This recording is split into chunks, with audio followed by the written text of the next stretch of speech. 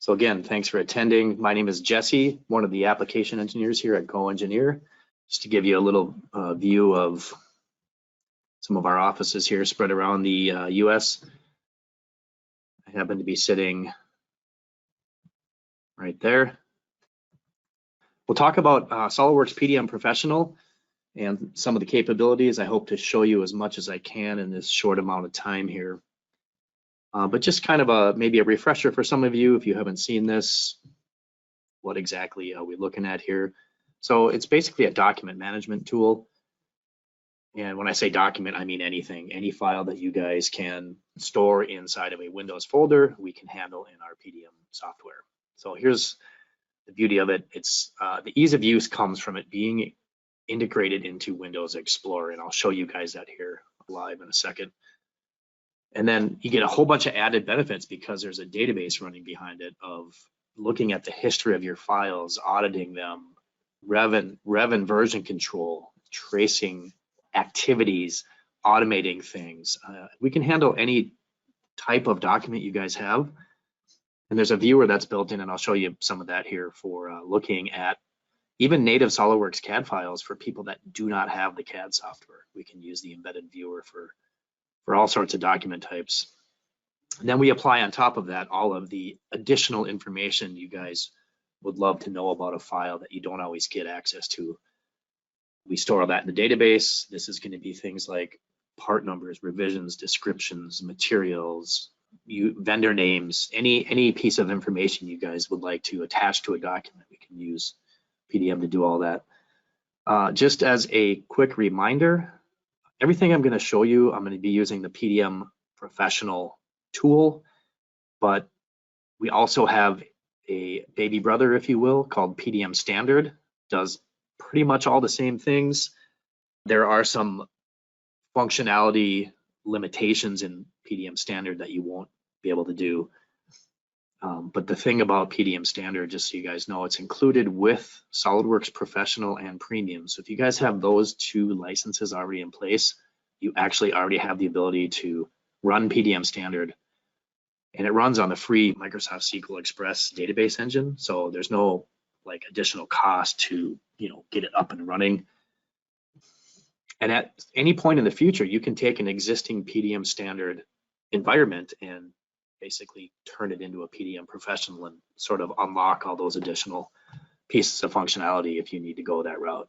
So we do have two similarly named products here. Now, I just threw this link up here and you guys can screenshot it, write it down, or just find it on the GoEngineer website. It's a matrix of the differences between the products. So PDM Standard and PDM Pro, the screen if you get there is going to look something like this. So if you guys want to see a functionality matrix, we do have that on our website for you to get at as well. But let's just let's jump in here and take a look at some of this and see how it might work for you. So because it's fully integrated into Windows Explorer, what you're looking at is a folder on my C drive. This is C, I just happen to name it PDM. The folders are green, just meaning you're in a live PDM environment. I chose to name my folders with project and a number. You can see we have subfolders and files in there. And one of the nice things about PDM Pro is you can run what's called a template to automate some, I call it drudgery work, creating files, creating folders, standard naming conventions. So here I'm just going to fill out a couple of pieces of information and hit OK, and it's going to create a new folder for me in my PDM vault, give it the next incremental number, create a bunch of subdirectories, put descriptions on everything. You can even have it put in files ahead of time. So now that I've got a clean folder, let's grab some non-PDM files here. I just have these sitting in a temp folder. We'll do a Control A in Windows, select all. I can either copy or paste. So this is how you would get files into a PDM environment. I'll just do a copy paste here into this clean folder. And I have now successfully loaded files into PDM, or vaulted them for a generic word. I can do a select all again and then check them in. This allows me to share them with my entire organization, copy them to the secure archives, And now we're off to the races with a whole bunch of files that are now in PDM.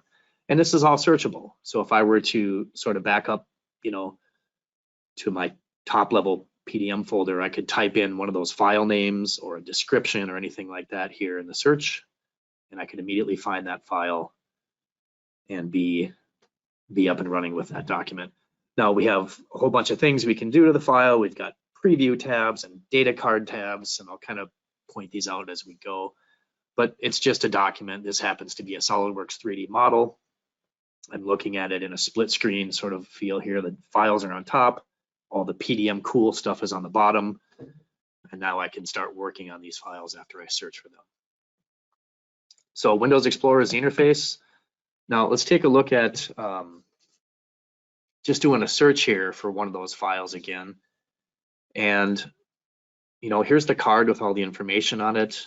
One of the things we can do, just because it's Windows Explorer, is search some of the database information here and see what files it's connected to and which ones are connected to it. So we have a contains and where used.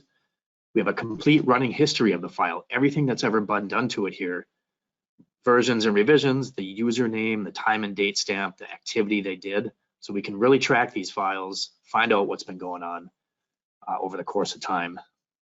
And then if I search sort of like the other way, maybe for the PDF here, Power Components, I can say it contains, sort of walk up the relationship the other way and see that it's tied to the drawing and the part here in a nice little view. And then I can see the history of that document as well, what's happened to it. So you'll notice we can attach dissimilar file types to each other and track those as well.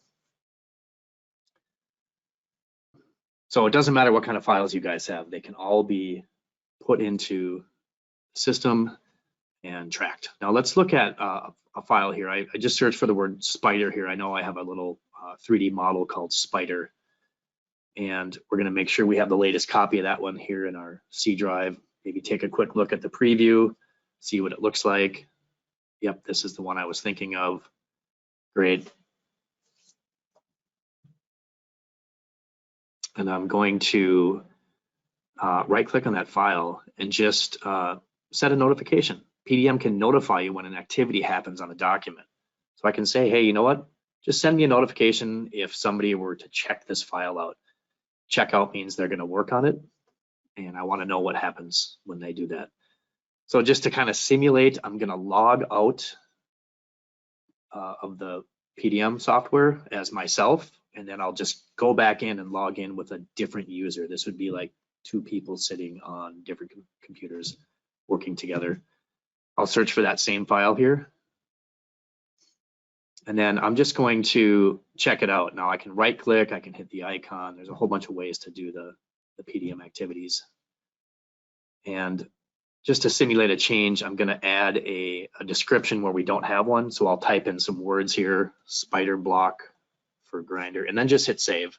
That's a database activity. I can check the file in with the icon and copy that change up to my archives and capture that activity as a change, and then I'll go ahead and log out again as this user, Kevin, and I'll log back in as the other user. Normally this would happen on separate machines, but I'll just log in and out here on the same computer so you guys can see kind of what it would look like in a multi-user environment. And here is the notification in the bottom right. It says, hey, document was checked out by Kevin. Here's a whole bunch of nice hyperlinks to the file, the folder, the card, and the history, as well as a link to the file itself. So you can just write on these email messages, click on these hyperlinks, get right into the vault, select the file, and look at, maybe just look at the history and see, yep, I can see Kevin checked it in, he added a comment. So I can trace these files real time as they work their way through people's activities. So very nice. We also track renames as well.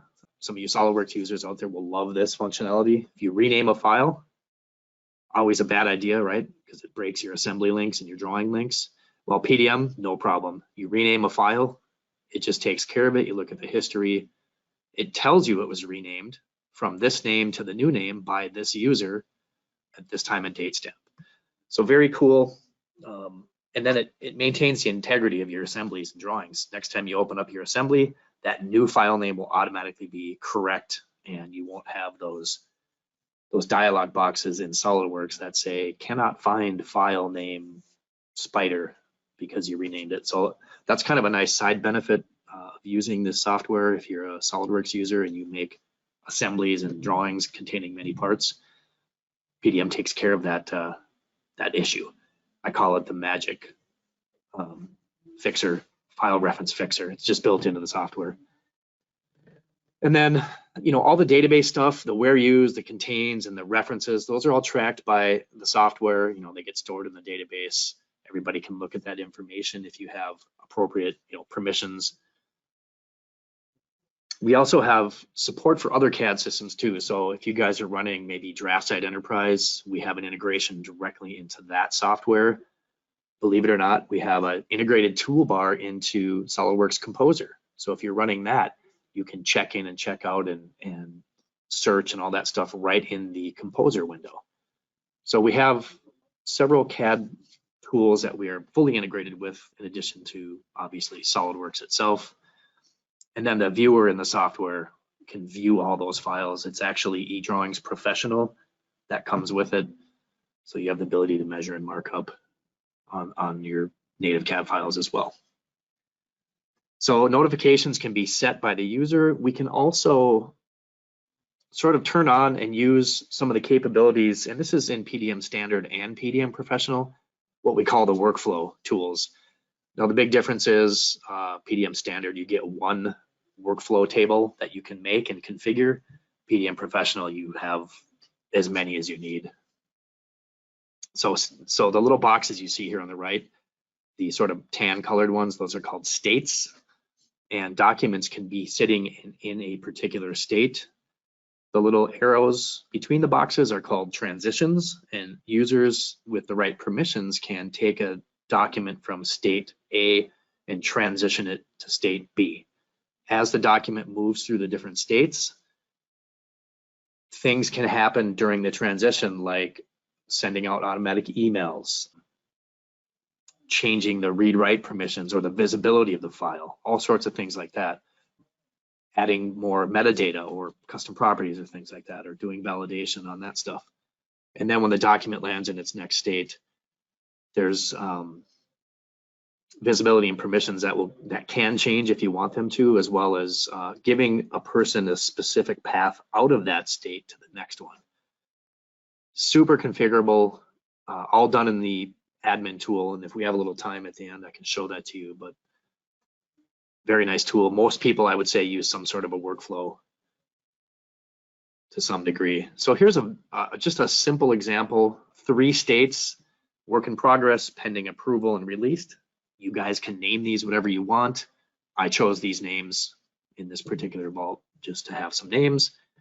And what happens is when the document enters the vault via that copy paste that I showed you, it gets its initial state applied to the document, and then that sets permissions and starts the version history path, so you can track that file moving forward and when there's changes. And then when a user transitions the file to the next state, things happen. Send out an email, change the read-write capabilities or the visibility of the documents. And by the way, these PDM notifications can also go out in your regular email. So if you guys are using Outlook or whatever, you can get the emails to your standard email inbox as well. But as you move through the different workflows, different people may be participating and working on that file at different times. They've been notified, they log in, they take some activity on the file. We track all that, and then they transition it to and from the next or previous workflow states. So just a simple 3-step example. Now, what does this look like in the software? I'll show you what it looks like as a user. A couple other cool things. A lot of people like to automatically print out PDFs, spit out a bill of materials, write out some data that will be communicating with an external piece of software like an ERP system. We can do all that on approvals or transitions here as well. And then we can build in as many loops, states, and transitions as we want in these workflows to handle moving documents around and notifying people and tracking everything. So super cool. Most people, I would say, use workflow to some degree to automate things, control things, and make things just run a little bit smoother. So here's here's some of the different ways in the software where you could maybe see and use workflow. So let's do a search here again for one of these files in the quick search box. Let's just do bracket, pretty generic word. I've got 29 brackets. If I select this one here, you can see the card. It's at Rev A. It's approved. You can see that. Here's a little preview of the document. We've got nice properties next to the preview window, so I can see it's approved there. I can look at the history of the file and see when it was approved by who. So I can see all that information. Also on the card, I can just click this little button here and get a visual representation of the workflow and kind of highlight it. Hey, yep, it's in the approved state. So high visibility on where things are in workflow if people need that information.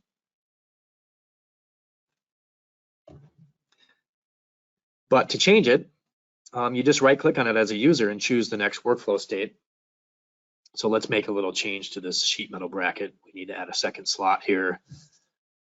And I can drag any documents along with it, the part, the drawing, any other assemblies, things that are related. I can bring them all with for this change request.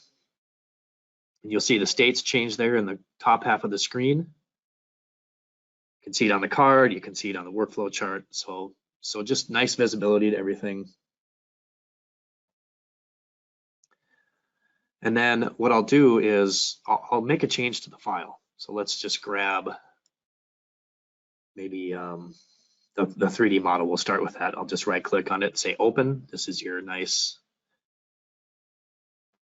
integration into Windows Explorer. So right clicking is probably the most common way people do their behaviors or their activities. So I'll open it. It'll pop it open in whatever software I have on my computer to modify that file. Luckily, I have SolidWorks Premium, so I can get this thing on the screen here. And we'll just make a little change to this bracket. We'll drag a copy of that little slot from the bottom, copy paste to the top. Looks great. Let's open the drawing, pull that up on the screen, make sure that thing updates. You'll notice we can put watermarks on your files that are not in the approved state if you want to, so people that are looking at the preview or the viewer tab can see that it needs changes. Here's the integration in SolidWorks. I can just right here on the right-hand side of the screen, check in, check out, change workflow states, things like that. So I'll add a comment, check these documents in, and then I can grab the state changer right here as well, submit for approval. Comments are always good. People will see these in the history. So just batching out a couple of files here, you can see watermarking change. And then another user would probably do this, but I will approve my own document in this case. Normally somebody else would do that if you had a system in place or a person in place to do that, but I'll approve my own documents here. That's good. So we'll take the watermark off. We'll bump the revision to B in the title block. This is all happening because of those workflow transitions. And you can see I also have received a notification here that the PDF is okay. It's been created of that file. You can see hyperlinks to the folders, the PDF. So I can click right on the email notifications here, get access to those documents. So here's the newly created PDF. People have been notified. I can click on the folder if I want to browse into the vault from that message. And you can see the links have been created between the dissimilar document types here. We've got PDFs connected to drawings, connected to parts. And that all happened by right-clicking and saying approve document. So workflow is very powerful. Your ability to shave so many tasks out of your daily life, repetitive things like creating PDFs and DXFs and making sure you send notifications to people. All those sort of like tasks a lot of those can be automated using PDM here. So I just wanted to give you a little glimpse at the architecture of a system like this. So whether you're using PDM Pro or PDM Standard, you're going to have a SQL database somewhere. SQL Server Standard Edition or better for Pro, and SQL Express will be the one you use for PDM Standard. And then you have a set of archives. This is just your big storage bay. So a whole bunch of hard drive space somewhere. Can be on the same machine as the SQL database. Doesn't have to be a separate machine. But when all the users in your organization interact with the software via check-in, check-out, or any workflow activities, they're writing data to that database, and they're pulling and pushing files from those archives to be able to get access to the files and work on them and save them and check them back in. So a lot of things happen too when you check in a file. You get a backup. It goes from your C drive to the archives, and all the data goes into the database. So that's kind of the architecture. This is all sitting on a local area network, usually inside the four walls. For those of you that are distributed companies where you have people in other locations, you can simply plug in an archive server at location B, and those two archive servers will now synchronize with each other on demand or on a schedule or both, and the people in that location will interact with those archives. So your file operations will be always local to whatever archive server you're closest to, and all the database activity happens wherever the main database is.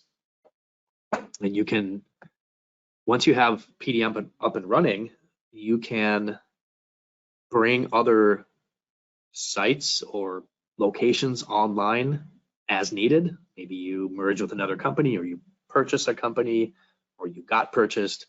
They're running PDM or you're running PDM. Simply putting an archive server into that location, a couple of configuration settings in the admin tool, giving them usernames and logins, and they're up and running. So no need to re-implement over and over and over again. You just spin up another archive server somewhere. So very scalable, I guess, is kind of the end of my story there. If you have other people outside of your organization that you would love to share data with, suppliers, vendors, contractors, people working from home, that aren't full-time on the network, maybe they don't have a VPN connection or anything like that, you can attach the web, turn on the web settings, basically the web server settings inside your building, and as long as you configure appropriately, they can log in to your PDM environment with a web browser. So they don't need any software on their end. They just need the link to the web browser and then a name and a password, so they can log in and push and pull files from your PDM professional environment based on permissions and license types and things like that. So web client, all this stuff comes with the software, and it's whether or not you configure and use it, I guess, is kind of the decisions you make. Because it's a SolidWorks product, PDM Professional, it releases on the same day SolidWorks does. So if SolidWorks 2022 were to come out, SolidWorks PDM is going to come out on that same day. So you're always able to maintain your upgrades with this tool and not be left behind because it's not compatible with your current, SolidWorks software. So very, very tightly integrated with SolidWorks CAD files, but we can manage any document. So, and very scalable. PDM Standard, you're not going to do this portion of it. PDM Standard is a single site, typically we say 10 users or less is kind of a rule of thumb in the same building on the same network with very few workflow requirements. And they just want to be able to archive and store files and track revisions and stuff like that. So 2 different products there. What do you guys got any questions? I'm monitoring the chat window. I don't see a lot of questions coming in here. But if you have anything, you know, we can have a couple minutes here for if you want a little Q&A time. Got any specific questions? Cover that. I know we just scheduled a half an hour here, but I've got for sure some extra time if anybody has any additional thoughts or questions. Put them in the chat box. I'll see them come in here. But hopefully you guys got a sense of the user interface. And the searching tools are phenomenal. Super easy to use. There's nothing, you know, foreign to learning this kind of stuff very quickly. The actual quote unquote user training for using the software once it's up and running is a day or less to learn everything that I showed you. But the big thing is, you know, kind of the theme of our webinar today was, are you tracing your files? So the history of the documents, the contains and the where used tabs that you can always look at, as well as tracking all of your activities, check-ins, checkouts, looking at that history is key for utilizing or getting the benefits out of a tool like this. If anybody has any you know, deeper questions on implementation or, you know, what does this cost? How long does it take to set up? Any of those kind of things. If you haven't run this before, feel free to shoot me an email or get a hold of me or somebody at GoEngineer if you want to have those conversations and take this to the next level. So try to keep it short. Appreciate your guys' time. It's just a little bit after the half hour here, so I'll let a little bit more time pass for any questions that might roll in. So good, here are some questions. I'll kind of read them out and then we can go through these. Is the search feature available in PDM Standard? The answer is yes on that. So you do have searching in PDM Standard. Renaming files in PDM, does it break the link to the master model? That we would have to take a look at. If you guys are using, I'll just say in context relations or top-down modeling techniques in SolidWorks, and you do go into PDM and rename a file, there may be a possibility that it won't automatically update. Some of those SolidWorks specific links aren't tracked all the way up into PDM. We do the file-to-file relationships. But sometimes if you have like you know, you've saved a body out as an extra file or you did an insert part, some of those types of things, quote unquote master modeling techniques, we may have to look at coming up with the right way to do that kind of stuff to make sure that your PDM is happy. Question, is there a way to customize what the notification email says? Absolutely there is. You go into the admin tool when you set up the tasks and you can totally customize what those emails say. Absolutely. Mine was pretty generic. I just said PDF okay. I put 2 words in there, but yeah, you could have as much wording in those emails as you want. Good questions, good questions. Let's see. Once a workflow is defined and implemented, is it possible to make changes to the workflow to add steps, delete steps, or rearrange the flow? Loaded question. I'll give a soft yes on that. There are some requirements. If a particular document has been through a workflow at any point, there's some limitations on whether or not you can delete the steps that it went through. But there's ways to take a document and get it out of that workflow chart. It's called a workflow transition. So you could transition it out, completely rearrange your workflow table, and then transition it back in. So I'll give you a soft yes on that one. But yeah, you can add more steps and more transitions to any existing workflow. Sometimes you can add a I'll call it a temporary transition to get a file from state A to state B where there was no path previously. So you can add a temporary transition to get it there and then, take away access to that transition later. So there are some unique little tricks to do that kind of stuff. A little more about the web client. Web client is only available with PDM Professional, not Standard. It requires IIS on the server side, so Microsoft Internet Information Services have to be enabled and configured on your server. Once that happens, you can actually tell your PDM software to use that IIS engine to share out some or all of your vault as a web address. That's kind of the steps. Once you have that web address, sharing it outside your four walls just requires punching the appropriate holes and permissions through a firewall so that people can actually access that server information. So IIS is the key. It's got to be a Microsoft server running IIS, Internet Information Services. That's the base engine that will serve out your web client. Are there any standard API integrations towards ERP systems? Huge question. That's a good one. The PDM API is accessible, and we have multiple integration strategies to talk to ERP and MRP systems.